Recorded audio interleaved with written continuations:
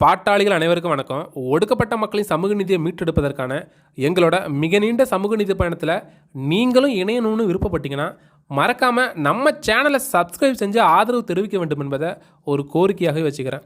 நேற்றைய தினம் கோனேரிக்குப்பம் வன்னியர் அறக்கட்டளையினுடைய கல்வித்தாய் சரஸ்வதி அம்மையார் அவர்களின் பிறந்த நாளை முன்னிட்டு அண்ணன் திரு அன்புமணி ராமதாஸ் அவர்கள் தைலாபுர தோட்டத்துக்கு நேரடியாகவே போய் பிறந்தநாள் விழாவை சிறப்பித்தது உண்மையிலேயே ஒட்டுமொத்த பாட்டாளிகளுக்கும் மிகப்பெரிய மகிழ்ச்சியை ஏற்படுத்தியிருப்பதை சமூக வலைதளங்கள் மூலமாக கண்கூடாகவே பார்க்க முடிஞ்சுது.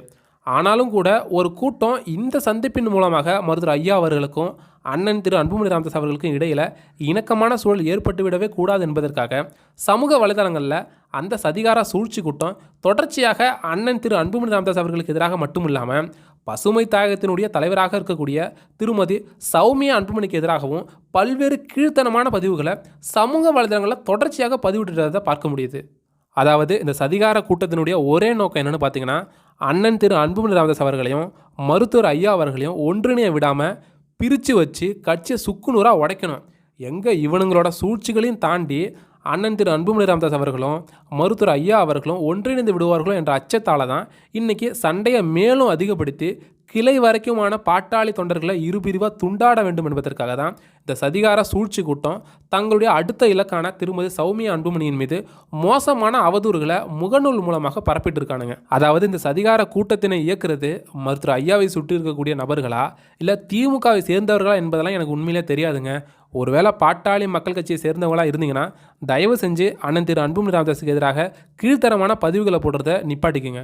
குறிப்பாக திருமதி சௌமியா அன்புமணிக்கு எதிராக அவதூறு பரப்புவதை தயவு செஞ்சு இந்த நிமிடத்தோடய நிறுத்திக்கோங்க. இல்லைனா அதையும் மீறி அவதூறு பரப்போன்னு நின்னீங்கன்னா கண்டிப்பாக வாழ்க்கையை தொலைச்சிடுவீங்க. நான் மிரட்டுறேன்லாம் தப்பாக என்ன நினச்சிக்காதீங்க. உங்கள் மேலே இருக்கிற அக்கறையில் தான் நான் சொல்கிறேன். இந்த ஃபேக் ஐடி மூலமாக அவதூறு பரப்புனா கண்டுபிடிக்க முடியாதுலாம் நினச்சிக்காதீங்க. இன்றைக்கெலாம் தொழில்நுட்பம் எவ்வளவோ வளர்ந்துடுச்சு. காவல்துறை மூலமாக மோசமான அவதூறு பார்ப்பவர்களை மிக எளிதாக ட்ரேஸ் அவுட் பண்ணிடலாம். ஆகையால் உங்களுக்கு உண்மையிலேயே மருத்துவர் ஐயா அவர்களும் அண்ணன் திரு அன்புமணி ராமதாஸ் அவர்களும் இணைந்து பாமகவை வலிமைப்படுத்தணும்னு நினச்சிங்கன்னா முதல்ல தேவையில்லாத கருத்துக்களை சமூக வலைதளங்களில் பதிவிடுறத தயவு செஞ்சு இன்னையோட நிறுத்திக்கோங்க. இன்றைக்கி பாட்டாளி மக்கள் கட்சியினுடைய பெரும்பாலான தொண்டர்கள் இனி பாமக ஒன்றிணைய வாய்ப்பே இல்லை. அண்ணன் திரு அன்புமணி ராமதாஸ் அவர்கள் ஏற்கனவே பொதுக்குழு நடத்திட்டாரு. நாளை தினம் மருத்துவர் ஐயா அவர்களும் பொதுக்குழு நடத்த இருக்கிறாரு.